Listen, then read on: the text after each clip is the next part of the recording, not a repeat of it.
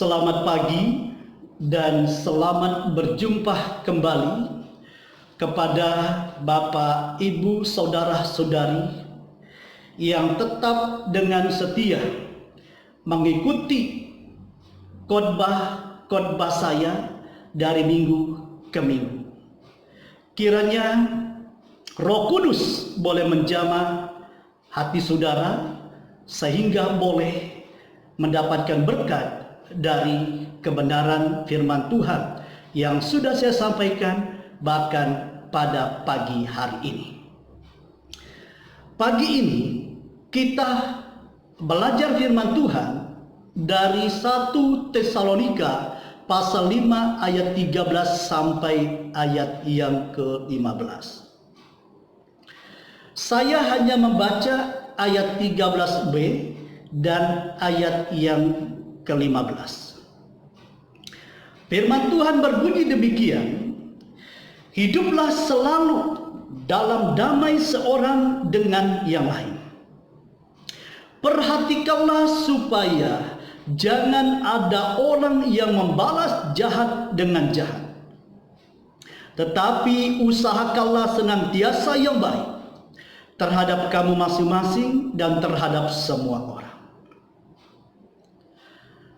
Saya ingin menantang Bapak, Ibu, Saudara yang mendengarkan khotbah saya ini. Beranikah saudara mengatakan? Beranikah saudara memberikan satu pernyataan yang sungguh-sungguh di hadapan Tuhan pada pagi hari ini? Gerejaku adalah keluargaku. Mengucapkannya gampang. Melakukannya ini yang sulit, saudaraku. Namun yang sulit ini seharusnya dimiliki oleh setiap orang-orang yang percaya kepada Yesus Kristus. Jika kita merasa memiliki gereja itu adalah keluarga kita sendiri, akan memberikan semangat yang berkobar-kobar bagi kita untuk mengambil bagian dalam pelayanan pekerjaan Tuhan di dalam gereja. Kalau tidak, ceritanya akan berbeda, saudaraku. Jika kita menganggap gereja itu bukan bagian dari kehidupan kita, bukan bagian dari kehidupan keluarga kita, akan membuat kita acuh tak acuh. Tidak peduli sama sekali dengan kehidupan pelayanan di gereja. Dan akhirnya kita hanya sebagai penonton saja. Penonton itu sangat hebat daripada pemainnya. Kita hanya tahu memprotes ini dan itu. Dan akhirnya membuat onar di dalam gereja. Dan hilanglah suasana damai di dalam gereja. Saudaraku, kita perlu belajar dengan jemaat di Tesalonika. Dan apa yang perlu kita belajar dengan mereka? Yang pertama, mereka dapat hidup rukun damai dengan sesama. Ayat yang ke-13. Saya mau berkata begini, saudaraku. Damai tidak bergantung pada harta. Damai tidak bergantung pada materi maupun karir kita. Tapi damai itu bersumber dari dalam dan diekspresikan keluar. Hidup kita mungkin sederhana saja. Namun kalau ada damai di hati kita, akan lebih baik daripada hidup berkelimpahan materi, namun tidak ada damai di dalam hatinya. Kalau ada damai dan sukacita di dalam hidup kita, melakukan pelayanan pun menjadi sukacita. Bekerja pun menjadi senang. Makan makanan yang sederhana sekalipun menjadi terasa enak. Tidur pun menjadi nyenyak. Saudaraku, saya mau katakan dengan tegas kepada kita. Jangan bermusuhan satu dengan yang lain. Nggak ada gunanya sama sekali. Nggak ada manfaatnya sama sekali kalau engkau bermusuhan dengan sesama. Buat engkau jadi capek saja. Buat engkau menjadi letih dan lesu saja menghadapi persoalan dan permusuhan itu. Kita harus tahu, musuh kita adalah iblis, bukan manusia. Musuh kita bukan sesama kita. Musuh kita bukan keluarga kita di rumah, bahkan di gereja. Tidak, saudaraku. Keluarga kita di rumah dan di gereja adalah saudara kita. Bersama-sama kita bertumbuh di dalam Kristus. Bukan saling bermusuhan. Bukan saling bergesekan satu dengan yang lain. Karena itu, saudaraku, kita harus mengasihi sesama manusia. Kita harus mengasihi keluarga kita di rumah dan keluarga kita di gereja. Kita harus menjadi pelaku firman di dalam kehidupan kita. Untuk bisa hidup damai dan rukun dengan sesama. Kita harus mengosongkan ego kita. Kita harus mau taat kepada pimpinan Tuhan. Kehendak Tuhan di dalam kehidupan kita. Kalau kita tidak mengendalikan ego kita, saudaraku, akan selalu menjadi masalah dimanapun kita berada. Saudaraku, saya mau katakan kepada kita,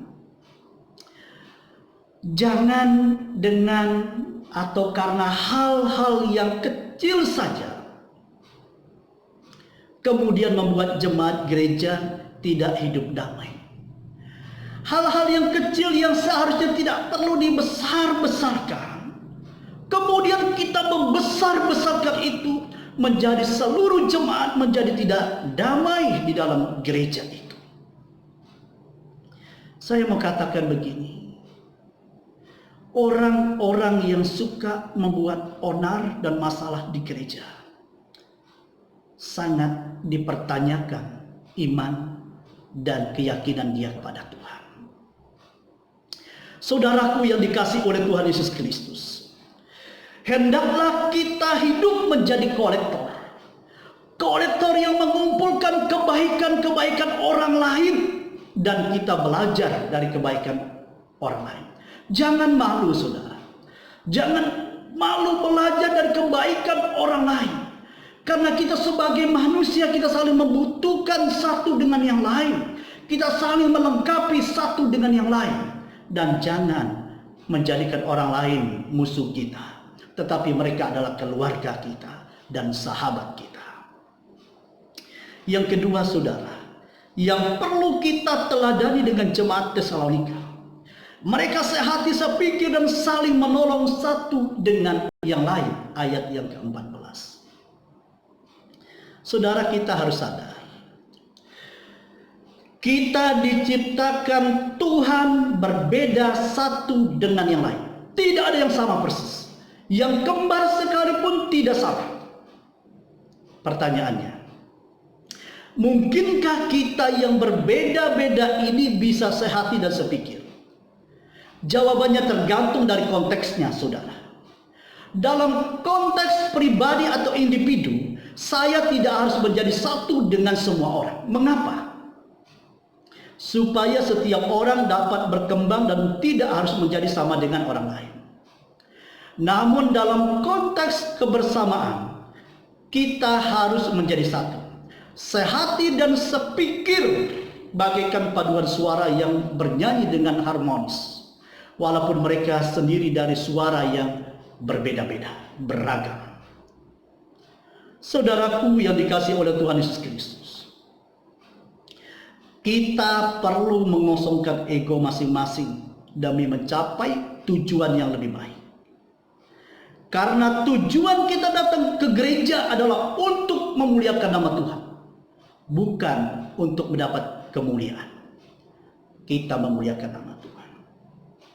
Kemudian yang ketiga, jangan membalas jahat dengan jahat, tetapi usahakanlah senantiasa yang baik. Ayat 15. Seorang ayah dan ibu yang bertanggung jawab dan baik. Sejahat-jahatnya anak mereka, tentu saja mereka tidak akan membalas kejahatan itu dengan anak mereka sendiri. Mengapa? Karena mereka menganggap anak itu adalah bagian dari keluarganya. Tentu saja tidak berbeda dengan kehidupan bergereja.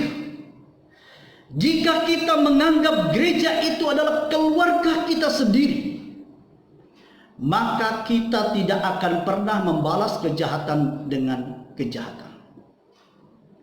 Betapa indahnya kehidupan kita. Betapa indahnya kehidupan gereja kalau dijalani seperti ini, saudara. Gereja akan menjadi berkah. Gereja akan menjadi terang bagi orang-orang yang ada di sekitar kita.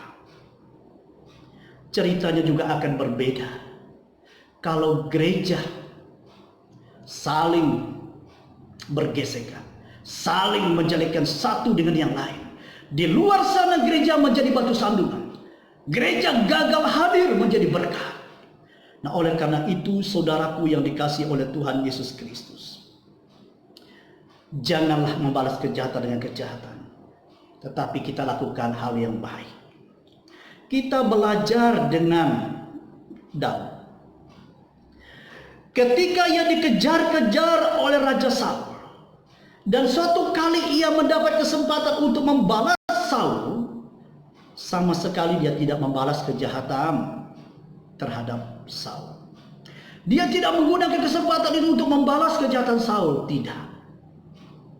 Demikian juga dengan Yusuf. Dia tidak membalas kejahatan saudara-saudaranya yang telah menjualnya menjadi budak. Tetapi Yusuf melakukan hal yang berbeda. Yusuf memelihara mereka. Yusuf melakukan yang baik kepada mereka. Inilah yang harus kita lakukan dalam hidup kita sebagai orang yang telah diselamatkan. Saudaraku yang dikasihi oleh Tuhan Yesus Kristus, kesempatan anugerah yang Tuhan berikan kepada kita tidak selalu ada sampai selama-lamanya. Oleh karena itu, kesempatan yang ada saat ini, saudara, mari kita gunakannya dengan baik-baik. Bagaimana kita menggunakannya baik-baik? Kita menjalani hidup kita dengan benar-benar takut akan Tuhan. Kita menjalani hidup kita seturut dengan pimpinan dan kehendak Tuhan. Dan kita lakukan segala sesuatu dengan kerendahan hati, yang selalu melihat pimpinan dan kehendak Tuhan di dalam kehidupan kita. Amin.